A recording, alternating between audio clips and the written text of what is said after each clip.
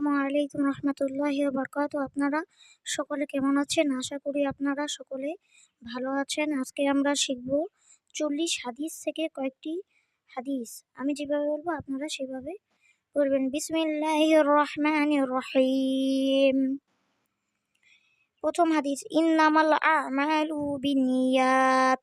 ইন্নামাল আমালু বিন্নিয়াত। ইন্নামাল আমালু বিন্নিয়াত, এখানে গুণ করবেন।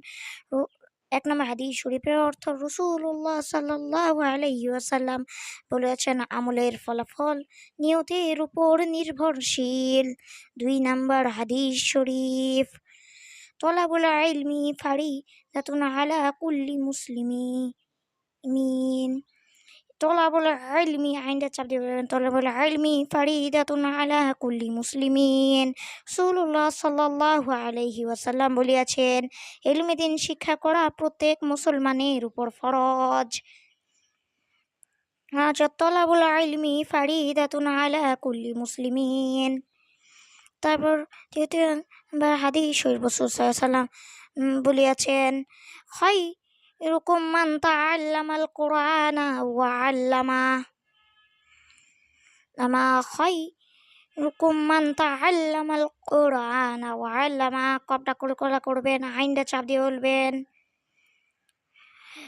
তিন নম্বর হাদিস শরীফের অর্থ, রাসূলুল্লাহ সাল্লাল্লাহু আলাইহি ওয়াসাল্লাম বলিয়াছেন, তোমাদের মধ্যে সর্বোত্তম ওই ব্যক্তি যে কোরআন নিজে শেখে এবং অন্যকে শিক্ষা দেয়। খায়রুকুম মান তাআল্লামাল কুরআনা ওয়া আল্লামা। তোমাদের মধ্যে সর্বোত্তম ওই ব্যক্তি যে নিজে কোরআন শিখে এবং অন্যকে শিক্ষা দেয়। আমরা ফের পড়ব, ইন্নামাল আমালু বিন্নিয়াত। রাসূলুল্লাহ, এক নম্বর হাদিস শরীফ, রাসূলুল্লাহ সাল্লাল্লাহু আলাইহি ওয়াসাল্লাম বলিয়াছেন, আমলের ফলাফল নিয়তের উপর নির্ভরশীল। তলাবুল ইলমি ফারিদাতুন আলা কুল্লি মুসলিমিন। দুই নম্বর হাদিস শরীফের অর্থ, রাসূলুল্লাহ সাল্লাল্লাহু আলাইহি ওয়াসাল্লাম বলেছেন, ইলমে দ্বীন শিক্ষা করা প্রত্যেক মুসলমানের উপর ফরজ।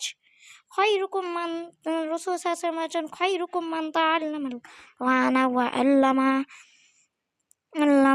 তিন নম্বর হাদিস শরীফের অর্থ, রাসূলুল্লাহ সাল্লাল্লাহু আলাইহি ওয়াসাল্লাম বলেছেন, তোমাদের মধ্যে সর্বোত্তম ওই ব্যক্তি যে নিজে কোরআন শিখে এবং অন্যকে শিক্ষা দেয়।